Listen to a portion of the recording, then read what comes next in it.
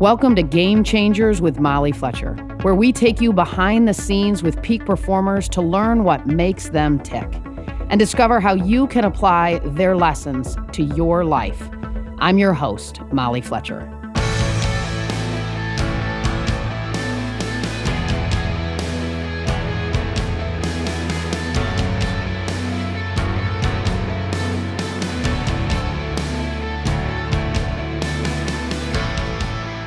Our culture today is all about getting a head start. Start early, focus intensely, and rack up as many hours of deliberate practice as you can. And if you don't, you'll never catch up. Today's guest, David Epstein, turns that advice on its head. In his new book, Range, Why Generalists Triumph in a Specialized World, he emphasizes that early specialization is the exception, not the rule for high achievers. Digging into massive amounts of scientific research, David argues that going broad, not narrow, is the best route to success. On today's episode, we talk about the dangers of early specialization, the value of breadth of experience, and how this all applies to the way you think about your career and even the way you parent. Let's get right to it. Here's my conversation with David Epstein.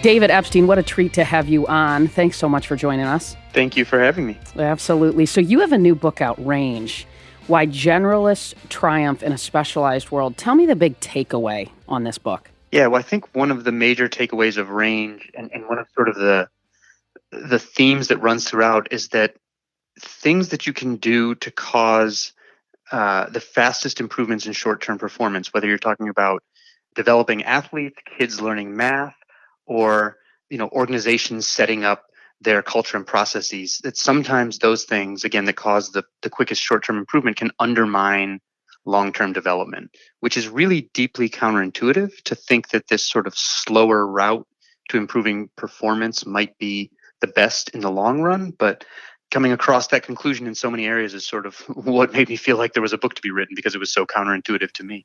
Is that what sparked you to write on this topic? Pretty much. I mean, initially, sort of the first finding of that nature came in the sports world. I was the science writer at Sports Illustrated for a while. I wrote this book about genetics in sports, and that brought me into debates with Malcolm Gladwell. One particularly, the first time we met was at this conference called the MIT Sloan Sports Analytics Conference. And we were asked to debate the best path of development for elite athletes, because I had criticized as he introduced me on a panel recently, said, this is David Epstein, who devoted several pages of his first book to criticizing my work. I've watched that. It's cool. Which is true. Sure. And, I knew he was going to argue for early specialization because he'd written about that. And so I went and looked at what all the science had to say. And it turned out that athletes who go on to become elite typically have what scientists call a sampling period, where they play a wide variety of sports. They gain these broad general skills that scaffold later learning. They learn about their interests and abilities and systematically delay specializing until later than peers who plateau at lower levels. And I was sort of a little surprised by that. And eventually that planted this seed in my head to see if there were other domains where you saw that sort of slower zigzagging start that set people up for better long-term performance. Well, and you start out the book by talking about sort of the Tiger versus Roger effect, which I think is really a cool way to get listeners and readers to think about this. Can you kind of explain that a little bit more? Sure. So this is sort of the opening allegory or analogy for the rest of the book. And like I said, since I first thought about this in sports, it was the first way I thought about it too. So Tiger Woods, you probably know the gist of his story, even if you don't know the details. His father gave him a putter when he was 7 months old. He was imitating a swing. He was physically precocious. He was imitating a swing by 10 months. By 2 years old, you can go on YouTube and see him on national television swinging in front of Bob Hope. By 3, his father's giving him media training, and he's learning how to play out of a sand twap, as he put it at the time. You fast forward to age 21, he's the best golfer in the world. So this is the kind of quintessential 10,000 hours story.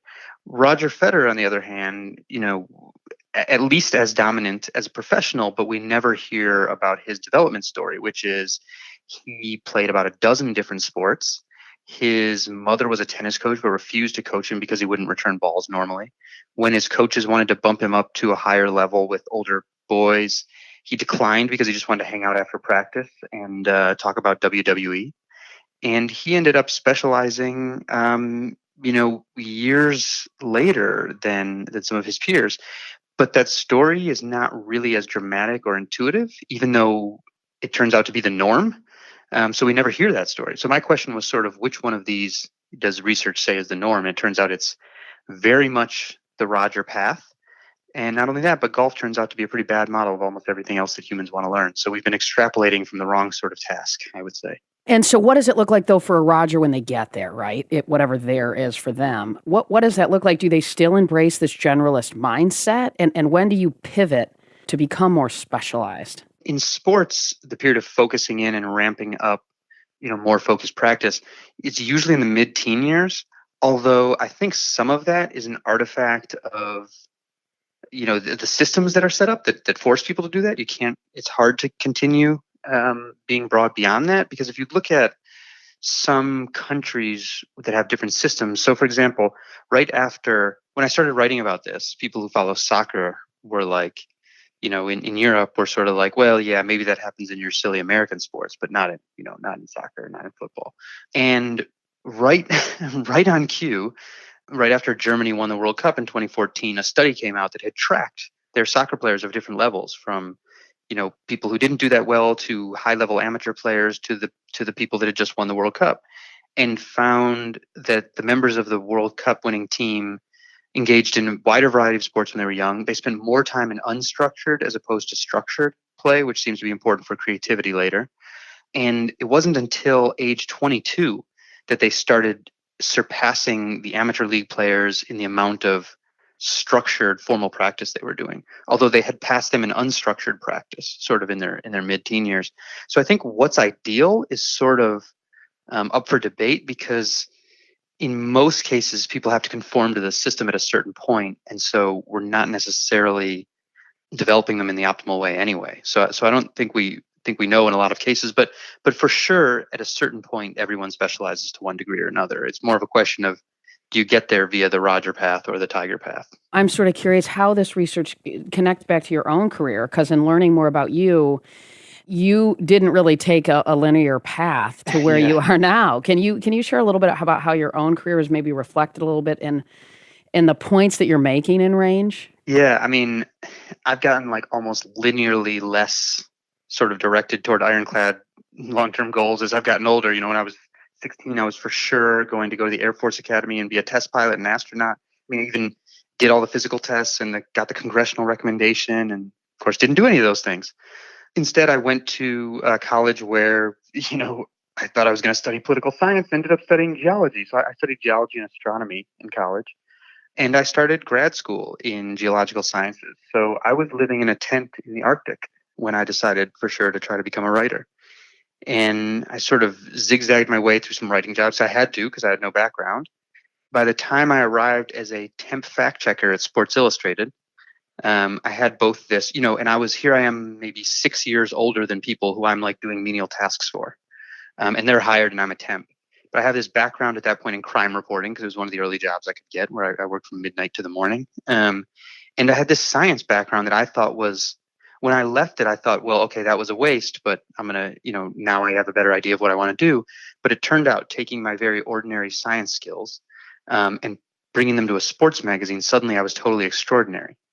And so I could see that there were these opportunities to mix science and sports.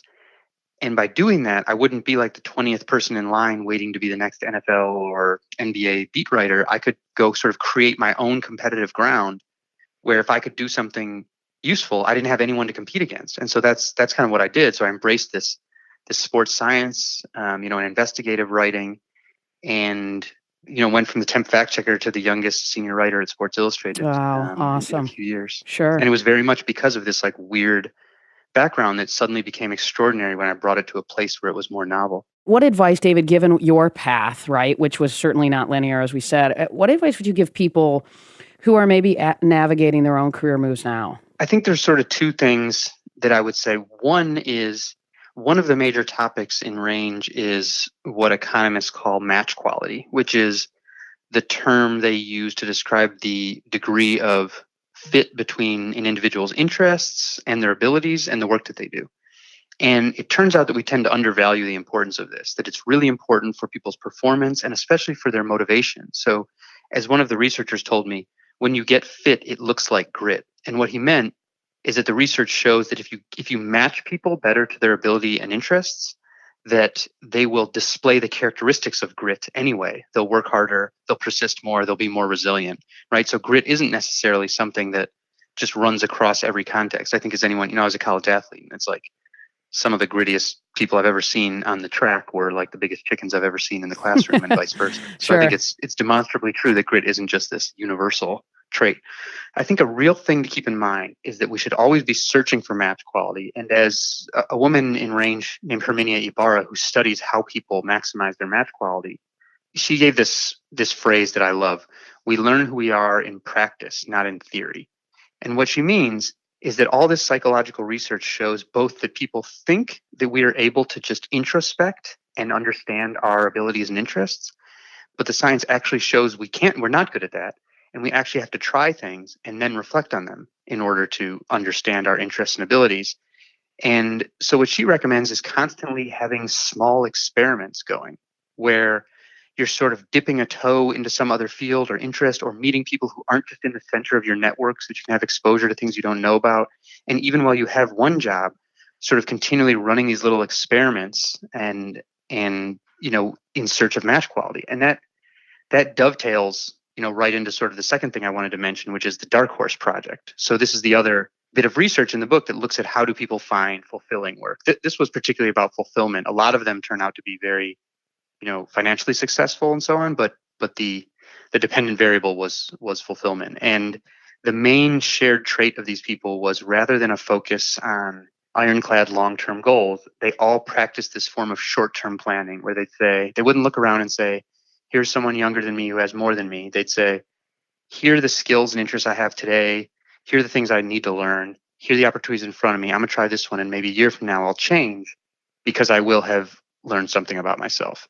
And so they end up having sort of more different jobs and roles than the typical person, but they end up with better match quality. And, I think it's no surprise that I was just looking at some LinkedIn research on 500,000 members, and they found one of the best predictors of who would go on to become an executive was the number of different job functions that someone had worked across within an industry, which is totally reminiscent of the zigzagging that those dark horses do. So your advice to somebody would be, get clear on your gifts and your passions that align with what fulfills you the most, and then put your toe into lots of different things.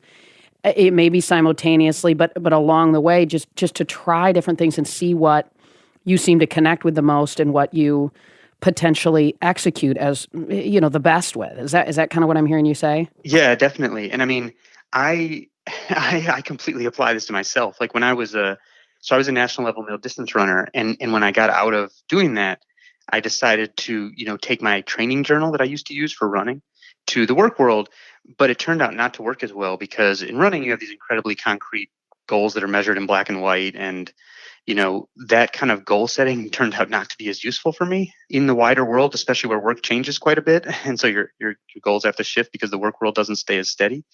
So I started instead, actually, we were talking about, a writer that we both really like, Daniel Pink. And he lives near me, and I was on his Pinkcast recently. And one of the tips we discussed was, I have this thing I call a book of small experiments, where instead of like my running goal setting journal, I use more like what I used when I was a grad student in science, where I'll put down some hypothesis about something I think I'll be interested in, or something that I think will help me learn a certain skill. One of those recent ones, I took an online fiction writing class because I wanted to learn something particular. And then when I'm done with it, I'll sort of go back there and, essentially journal on, well, how did it fit with my expectations? Was I better or worse than I expected? Did I learn what I expected? And those sorts of things. And I've found that, and I'm doing that constantly. And it forces me to do two things. One, to have experiments because I want to put something in the book. And two, to really reflect in sort of a deeper way on things that I'm doing when I do them. And so I found that to be much more useful for me than the kind of equivalent to what my running goal setting journal had been, where it's like, you put a goal in there and either you made it or you didn't, but it's not actually giving you kind of the same sort of actionable steps, really. And so this plays into a little bit of, we've had Angela Duckworth on the show, and, and I know you've had a little criticism to, sort of the grit sort of philosophy, right? And the implication of changing paths that there's not a bad thing, right? Tell me a little bit about what maybe we're getting wrong about grit. Yeah, and can I say that also, I think some of my critique comes straight out of Angela and her colleagues' papers. I think they're quite honest in their papers. And some of that just doesn't, is very difficult to translate to the public in a lot of cases. And 2 days before Range came out, Angela Duckworth's weekly newsletter, which I subscribed to, was called Summer is for Sampling. And it was about how people should have a sampling period before they know what they should be gritty about, essentially. And she says in it, it took me a decade of doing that, she says about herself, before I figured out where to be gritty. So actually, I kind of think in a lot of ways she and I are on the same page, and I'm glad that she sort of gave that update or nuance. And I think that's her recognizing that if you're too gritty before you've got good match quality, then you're going to end up persisting in something that is not optimal for your best performance. And so in terms of grit, sorry, I sort of took kind of tangent there, but I thought no, that's an interesting nugget. So grit, the psychological construct of grit, I think we know the colloquial use of the word, but the psychological construct is a 12-question survey. Half the questions are you score points for resilience, and half the questions you score points for consistency of interests. So that's kind of the opposite of the zigzagging. And the most famous study was done at U.S. Military Academy at West Point, and it was on cadets who were in Beast Barracks, which is like the 6-week rigorous orientation. So it's physically and emotionally rigorous. And the grit survey turned out to be a better predictor of who would get through Beast than the traditional measure, the whole candidate score, which has like test scores and athleticism and stuff like that. That's a good thing to know. Most of the candidates get through Beast anyway, but that's a really important thing to know. The thing is, life is not a 6-week orientation. And when you sort of zoom out and look at the longer view, about half of those gritty West Point cadets leave the military on the day they're allowed, which is not such a good thing for the military academy, because they haven't even really recouped the training costs at that point, because they're not trying to train graduates. They're trying to train future leaders of the Army. So this reached such proportions in the 1990s. This trend really has been since the 1990s. And so one high-ranking Army officer decided that it's like a millennial problem, a grit problem that West Point had developed overnight. And so he suggested defunding West Point, because he said it was, quote, an institution that taught its cadets to get out of the Army, which I doubt. Right. And so at first, there was some hand-wringing about, well, the millennials aren't gritty. But of course, they'd made it through Beast. They'd made it through everything thrown at them. Then a group of officers and scientists decided to study this for the Army Strategic Studies Institute. And what they found was that the Army's strict sort of upper-out career structure had worked quite well in an industrial economy when other firms were organized the same way, because the tasks that firms did were quite specialized. They didn't change as fast as work does now. And you could sort of expect work next year to look like last year in most cases. So getting experience in specific tasks was paramount, and that meant there were huge barriers to lateral mobility too. So at first, the Army, to keep these officers who were dropping out, they didn't recognize this at first, and they sort of throw money at their high potential candidates, and the ones who were going to stay took it, and the ones who were going to leave anyway left, and that was $500 million of taxpayer money down the drain. And then they realized that while the economy had changed to a knowledge economy and a creativity economy, where instead of experience and specific challenge, the things that are now paramount are adaptability and knowledge creation and solving problems that you haven't quite seen before, as opposed to the same ones over and over. And those skills are broader. And these very high potential officers who'd been given scholarships develop those skills and realize they now have a ton of lateral mobility into the rest of the work world, whereas they have very little lateral mobility to pursue new interests in the Army, and so they leave. And so what the Army started having, they realized they had not developed a grit problem overnight, they had developed a match quality problem overnight. And so after the throwing money at people didn't work, they started programs like one called talent-based branching, where instead of saying to these officers they've identified, as the highest potential and given scholarships, saying, okay, here's your career track, go up or out. Talent-based branching, they pair them with a coach, and they say, dabble in this career track, reflect on how it fits you with your coach, then this other one, and try a few more. And the coach and you together will sort of triangulate a better fit for your abilities and interests. And they've had better retention with that strategy than they did with even just, giving people pay raises. So I think, again, that sort of goes to that when you get fit, it looks like grit issue, because when you got these people in a better match, they persisted a lot more.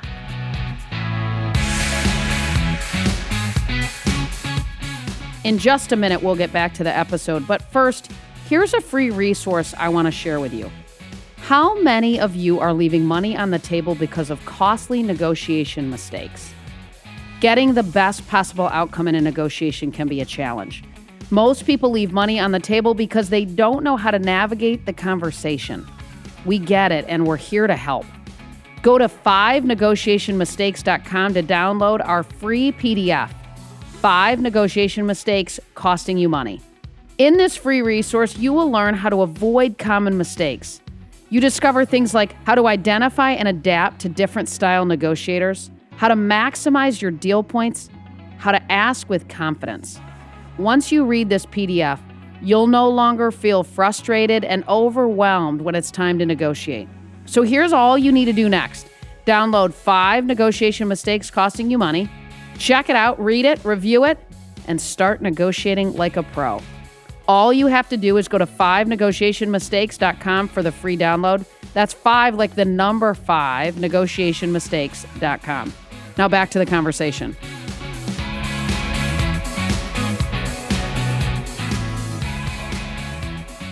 So switching gears a little bit, when we think about sports specifically, I worked with a ton of athletes who played multiple sports growing up and, have ended up Hall of Famers. And we live in a world, though, of course, where early specialization, in your research is the exception, not the rule. But what are we getting wrong in our world today with kids, specializing so early? And we still seem to think that this is the exception, that the Tiger route is the route when there's so many more Roger Federer routes. Yeah, and I think there's one important thing to keep in mind, and that I took out of range and I'm sort of annoyed at myself for, because I think I'm going to add it back for the afterword when I do that, because it sort of bears on this question, which is, I think it's important to keep in mind that we haven't told the Tiger and Mozart, I would say, is probably the second most impactful story of that nature. We haven't told them quite the right way. So as Tiger Woods said in 2000, his father never asked him to play golf. He was always the one driving his father crazy to play golf. The putter his father gave him at 7 months old wasn't attempting to turn him into a golfer. His father just didn't have any use for it, gave it to him. So Tiger was the one, his father responded to his very unusual display of both interest and prowess at a young age. Mozart, similar thing. I was digging through some letters and find these things, like this one letter, for example, where a musician came over to play with Mozart's father and a group of other musicians. And little Mozart says he wants to play the second violin. And his father goes like, "You haven't any lessons. Like, get out of here. You can't play if you haven't any lessons." And little Mozart starts crying. And so this musician writing the letter says, "All right, I'll go in another room and I'll play with him just to calm him down." And next thing you know, they're hearing the second violin from the other room. And so then they come in and his father's like awestruck. And the letter says, "Little Wolfgang was emboldened by our applause to insist that he could play the first violin too." And so then he does that, and he's playing with his own made-up fingering, because he hasn't learned it. And that's when his father sort of says like, "Whoa, there's something going on here." And so neither of those prodigies were manufactured by their parents. And in fact, I think nothing anyone can do is going to create lots of Tigers and Mozarts. But the best chance you have for it is to expose that person to a bunch of things and hope that one of them sort of lights their fire that way, if they have this incredibly unusual talent. So as a parent, I'm a new parent, and I view my role as being the coach in that talent-based branching process, where I facilitate a bunch of opportunities and then make sure that my kid gets the best possible, the most possible learning from each one by reflecting on sort of how it fits them. So I think we both minimize the chances of optimal match quality if we specialize people too early. It's like the earlier you choose, the more likely you put the wrong person in the wrong thing. And in sports, the earlier you choose, the more likely you're picking just based on biological maturation and mistaking it for talent, which is why, at junior levels, like I was just looking at the biggest European, under 17 soccer tournament in the world, and 47% of the participants were born in the first 3 months of the year, because when they're selected pre-puberty, and then that disappears at the high level. So what that's telling you is that you're advantaging these people who are actually not going to go all the way. So that's not a good thing. But if you're a parent listening and you have a 8-year-old and they are just in love with soccer and it's all they want to do and they're the tiger, right? Like I'm hearing you say, let them go because they love it and they're driving it.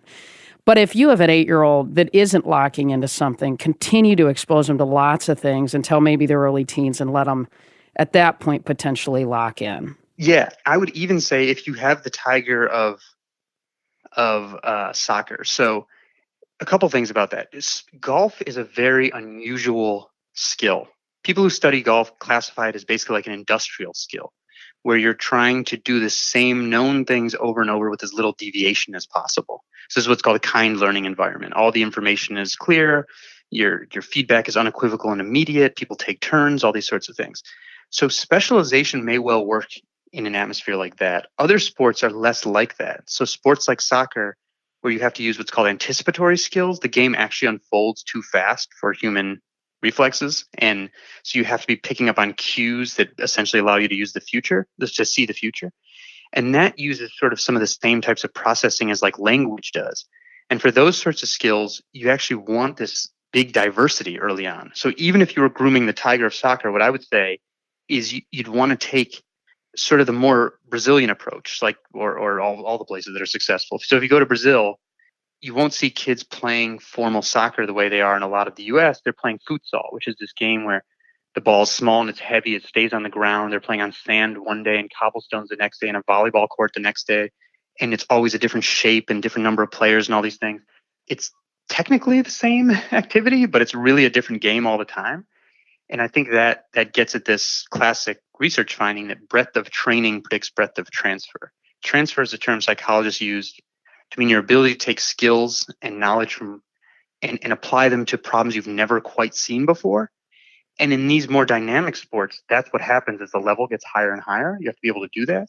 And so you actually want a ton of this breadth early. Whether or not you're putting on the jersey of another sport, I don't think matters at all.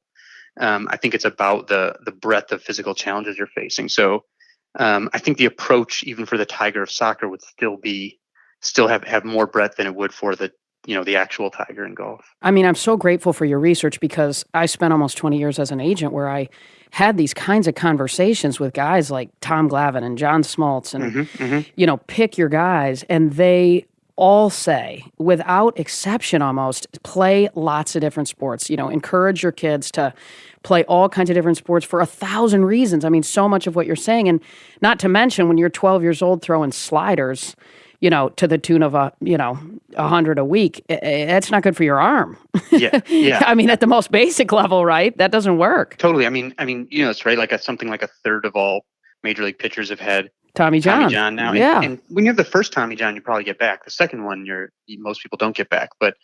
And they're pitching less than ever at the pro level. So I know Struan Coleman, this a surgeon who studies this, thinks it's set up by these micro tears in the ligament because they're throwing too much when they're young, and it's tough though, because like I lived in Brooklyn until recently, and there was a U7 travel soccer team that met across the street from me. I don't think anybody in the world thinks that 6-year-olds can't find good enough competition in a city of 9 million people that they right, sure. Like, I don't believe that, but they're customers, and we have a development system where, if the U6 coach's incentive is to try to or U7 to try to win the U7 championship, instead of having a more holistic development pipeline, like France does in soccer, like Norway does in every sport, like Australia does in a lot of sports, then you're going to see people responding to those incentives by trying to keep their customers away from other sports. I know. It's frustrating. No question. Let me ask you this, sort of, how do your findings apply to teams? I'm curious whether your research showed if the most successful teams are made up more of generalists, specialists, or a mix. What does that look like? Yeah, it sort of depends. I hate to give this answer, but it turns out to be what I think the reality is that it's a little bit domain dependent. For example, in technological innovation, in patent research, so generalists and specialists are actually quantified in some of these areas. And in technology, it's by the number of different classes of technology they've worked across. The U.S. Patent Office has 450 different classes, and the specialists have drilled into one or two over their whole career. The generalists have often done many more, and then there's sort of the polymath who started in one area and then got broader from there. And if you look at areas that are called sort of low uncertainty, which means there are lots of patents that are a little bit useful, and they make these small sort of stepwise progression, and it's sort of clear what you want to do next. You just have to figure it out. In those areas, the specialists actually do better, teams of specialists. In the areas that are high uncertainty, where you're not exactly sure where to go next, you're looking at some new problems, in those areas, and then there are lots of patents that are not useful at all, but a smaller number that are like total blockbusters. In those areas, the people who have spread their work across a huge number of different technology classes are the ones who make the difference. And if you don't have one of those people on your team, your chances of making those sort of paradigm-changing breakthroughs go way down. So some of it, I think, has a little bit to do with how well characterized is the area you're working in. Again, if it's sort of more like something you think of from the industrial economy, then I think the specialists work quite well. If it's not like that, then you need these people with breadth, and that kind of shows up in teams of scientific research, so people who have worked across more different domains of knowledge. To comic book creators was a study I loved where it turned out that it wasn't experience or publisher resources that predict who will make blockbuster comics, but the number of different genres the individual has worked across. And so I think in these more sort of fluid domains where the challenge is sometimes less clear, these individuals with breadth actually can't even be replaced by teams of specialists. So you need to seek these people out. The difficulty is, like so many of the things I write about in Range, that in order to accumulate that broad experience that makes them so valuable, they're often behind early on. So like with the comic book creators, like an individual who has worked across 3 different genres doesn't do as well as a team of 3 genre specialists working together. But once you get past 5 genres, that individual becomes able to integrate more knowledge than a team can because of some process loss, and then they become better. So you have to allow them this sort of developmental period, the same way as you do for the athletes. Understand. So, okay. yeah, if you think you're working in a work world that might not look the same next year as it did last year, then these individuals with breadth, they really galvanize the specialists, so that their breadth is not the enemy of depth; it's really its ally. So if you're in that kind of domain, you kind of need to seek these people out. And again, I think that's why things like this LinkedIn research shows that these executives are people who zigzagged a lot, because that might not be the advice you would give them, but I think there's a reason it works in spite of being told to specialize and stick to one thing. So parents of kids graduating from college that are jumping from one sort of role to another, one sort of career path to another, you would say to those parents, take a deep breath, man, this actually might end up really good. Yeah, definitely. I mean, I think a lot of my relatives are still waiting for me to become a lawyer. And, hey, man, I hope they're proud of you. You're doing great stuff. Yeah, no, I hear you. I mean, there's an economist kind of had this question, and he found a natural experiment in higher ed systems of England and Scotland, where the systems are incredibly similar, except in England, the students have to specialize earlier because in high school, they have to decide like exactly what program to try to test into. In Scotland, they can keep sampling longer if they want. And his question was, who wins this trade-off, the early or late specializers? And what he saw was that the early specializers do, in fact, jump out to an income lead. So because they have more domain-specific skills. Right, sure. But by a few years out, the later specializers who've sampled a little more find a better fit because they've tried, they have a little more awareness of what's out there and what they can do. And so their growth rates are much higher. So a few years out, they catch and pass the early specializers. And then the early specializers start quitting their career tracks entirely in much higher numbers because they were made to choose so early that they made more mistakes. And so I think in that case, it's not, my intuition is demonstrably true that these people who had a little more chance to zigzag end up with higher growth rates because they pick better. And by the way, the early specializers who do quit their career tracks subsequently have higher growth rates. So they are adjusting. And even though they had a lot of disincentive from leaving those career tracks because they had invested a lot of time in it, they do successfully identify better fits. So the fact is, most of the time when people are switching, they end up with higher growth rates because they're switching for a reason. Sure. What was your biggest surprise in your research or your biggest aha moment that leaders could take away as they think about the way they do the work that they do, irregardless of the space? So when I think about leaders, and this is going to be, so the penultimate chapter of the book is like one of the hardest organizational things I've ever had to write, and it's about organizational culture. And it's also, I think, the conceptually most difficult chapter, but was surprising to me for a number of reasons. And it deals with something called cultural congruence. So congruence means aligning all of the cultural cues in your organization to push in the same way, right? Like if you have a cohesive culture that's sort of a clan-like nature and everyone's really closely knit and cohesion is important, all these things, then all the signals point in the same way, for example. And business students are widely taught that a good leader brings every cultural signal into congruence. So everyone is very clear of what the culture is and it's pointing in the same direction. But it turns out that when people actually study it, the problem with congruence is you can actually have cultures that are too congruent, where if everything's pointing the same way, people will make very predictable mistakes. So for example, if you hold people accountable for the process by which they make decisions. So two of the major forms, of things that are studied in this congruence context are how you hold people accountable. And the two most widely studied are process accountability and outcome accountability. Do you hold people responsible for the way they make decisions or just for the results?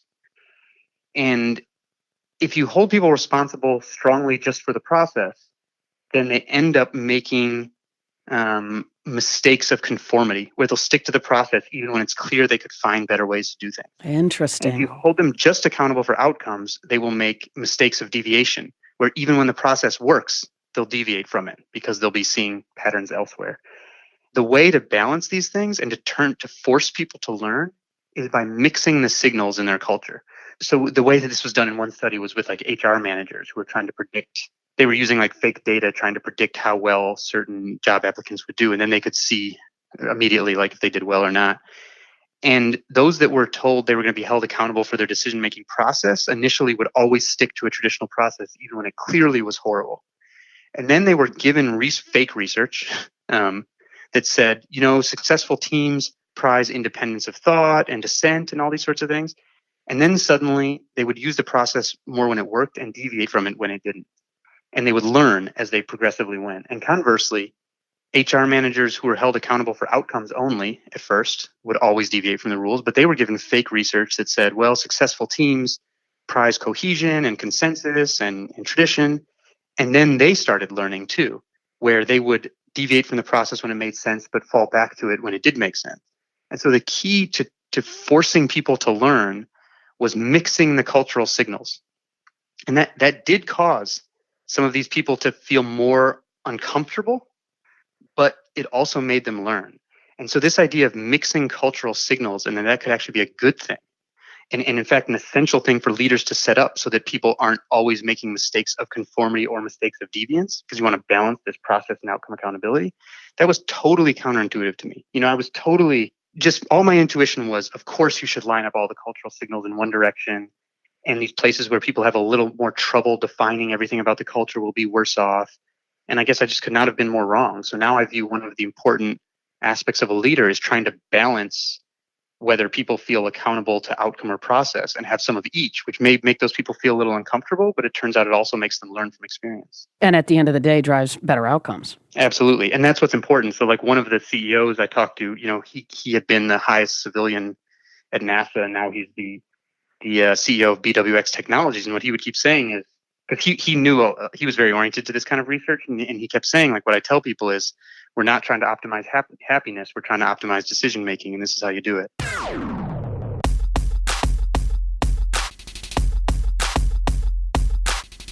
We end with rapid fire, so I'm going to hit you with a few questions real quick, and you just tell me what comes up. Okay. All right, a book you've read that's impacted you. War and Peace, because few people know that it is a novel-length refutation of the great man theory of history. But probably, which I didn't know, the single most important book to me is one called Expert Political Judgment by Philip Tetlock. And it's about how people develop good judgment for predicting world trends. And I summarize his work in chapter 10 because that work had so much influence on me. A book you recommend for leaders? I mean, one that I just read that I would recommend for leaders is called Loon Shots by Safi Bahcall. And it's about how you set up the type of culture that makes it, much more likely to have major breakthroughs. And it touches on an intellectual icon I think of as Vannevar Bush, who set up the scientific research systems for U.S. From World War II and beyond that like made us the leaders in the world. Tell me this, what's the most interesting story you covered, right? And by the way, I have to mention, you broke the story of Alex Rodriguez using steroids, which I wanted to get to, but maybe that's it. But what was the most interesting story you've covered? Yeah, and I covered that one with the great Selena Roberts. And I think the most interesting one I covered was I did a This American Life segment. I'm caught between two here because when I left Sports Illustrated, I went and did some drug cartel reporting for a year, and I found that very fascinating because those are very interesting sort of business case studies. The energies are not directed in a productive way, but I mean, when you think about leaders in that context, okay, and I'm not trying to, obviously I'm not advocating for this, good, right? But, I understand. But there's some impressive things like you have these ambitious young people who don't have a lot of opportunity, and someone comes along with them and gives them a vision of themselves that they couldn't have even imagined, and it just motivates them to do things that are crazy, And so I don't want to say I took like good leadership lessons from cartels, but I was impressed by their ability to motivate people by giving people who didn't have a lot of other opportunities these images of themselves that nobody had told them before and that they themselves hadn't imagined. But I think the single most interesting story was this story I did for This American Life, where after my first book about genetics in sports, a woman reached out to me who had two rare genetic diseases that caused her muscle and fat to waste away, and said, based on photographs she'd seen on the internet, I think this Olympic medalist sprinter who's like super muscular somehow has the same gene mutation as me, but her body has made lots of muscle and taken away fat instead of taking away both like me. And I want you to see if you can get her to take a genetic test and see if we can figure this out. And I'm like, this is bananas. Right. But she had done so much homework that it basically compelled me to respond. Because at first I'm like, this is crazy. And then she sends me this packet of her theory. And I'm like, this woman has put in so much work. She knows her stuff. Right. She at least deserves an effort. And it turned out she was right. And it turned into this, it led to this big medical intervention for this Olympic medalist. And they became the subjects of research. And it was just a crazy, it's not even my story. I just had to be like not dumb enough to not like screw it up once basically, it turned out to be right. But I've never had a story that's come to me that way to say how improbable it was. We were talking to like Harvard geneticists and they were declining to do the testing because there's just no way, this is crazy. And so it's just that kind of blew my mind. But you got it done. We got it done. Yeah. Mostly her. Her name is Jill Viles. Yeah, definitely. So I was riding her coattails for sure.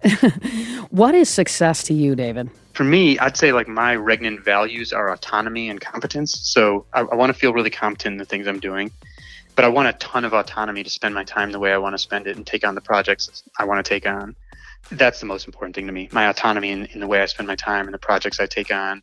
And again, I want to feel competent, but I also don't want to get into a rut of competence where I'm not getting better. So like I'll do things like one of a key breakthrough for me in writing Range was I got stuck doing something. I took an online fiction writing course and it gave me this whole new perspective and got me through some writing challenges. And so, I never want to feel like too successful because I think there's no place where I ever want to arrive and say like, oh, I'm here, I'm a finished product. I want to be like kind of finding stuff to push myself out of my comfort zone forever, so, but definitely autonomy. You love that discomfort. Yeah. So the show's called Game Changers. So one last question. Who is a game changer or what game changer inspires you and why? When I think of who is a game changer in the broader sense, I tend to think of a game changer as someone who one way or another, and I mean this broadly, makes other people do something differently or better or think differently, not just their own performance, and I mean that in a very broad way. And I have to say, I think in my realm, obviously we talked about how I had these debates with Malcolm Gladwell, and we've disagreed on things. I mean, we became running buddies after that, and we, disagreed and agreed on our own time too. And I think for sure he's been a game changer because I don't think, I think it's fine to disagree. He's super open-minded about these things. But I think I'm not sure I would be sort of writing the genre that I'm writing, or a lot of other people would, if he hadn't sort of popularized science writing and storytelling in the way that he did. I don't know that for sure. I don't know what my life track would have been, but I think there are a lot of writers who that genre sort of expanded in a way that I think is really interesting and productive, and made people have a bigger appetite for it. And so whether I agree or disagree with him at certain points, I think he changed the landscape for what I do and for what a lot of other people in our area do. Mm-hmm. Well, oh my gosh, he's a brilliant, brilliant guy. And that is, by the way, an incredible conversation that you and Malcolm have. You probably must have been pinching yourself a little bit over there, pushing back on a guy like him. Yeah, I mean, when I was writing it, I didn't think my first book, I did not expect, I thought like my mother would buy a dozen copies and invite me to her book club, and that'd be the end of it. So I didn't think it was going to like get on his radar, Right. Well, it's gotten on a lot of people's radar, David. I mean, Condoleezza Rice, Bill Gates. I mean, it's remarkable. Yeah, very strange, but cool. Those debates. So we were invited back to the MIT Sloan Sports Analytics Conference in March, and this time he said, and this is on YouTube. They're all on YouTube. He says at the end, I now feel like I conflated two ideas. The fact that a lot of practice is important to become great, which is true, with the idea that in order to become great at X thing, you should do X and only X from as early as possible, which I now believe is false. And I think that was he's super open-minded and willing to update his mental models. And that's kind of a hallmark of the people who have good judgment that I write about in chapter 10 that, stems from Philip Tetlock's work in Expert Political Judgment. So I sort of think, I admire him intellectually in that way. I always say turn defensiveness into curiosity, which clearly Malcolm Gladwell did, which is pretty cool. Yeah, became super productive for both of us, I think. Yeah, totally, and for others. So thank you, David, for the work that you do. It's truly an honor and a pleasure. And for those who haven't checked out Range, I can't encourage it enough, as well as David's other books. Thanks so much, David. Oh, pleasure's all mine. Thanks for having me.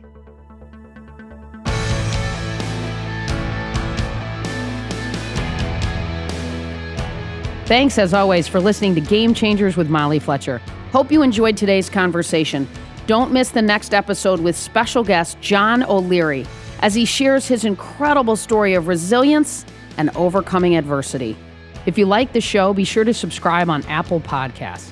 There you can listen to previous episodes and leave us a review, which helps other people find out about the show. For more about me, visit mollyfletcher.com. Until next time, stay curious and be bold.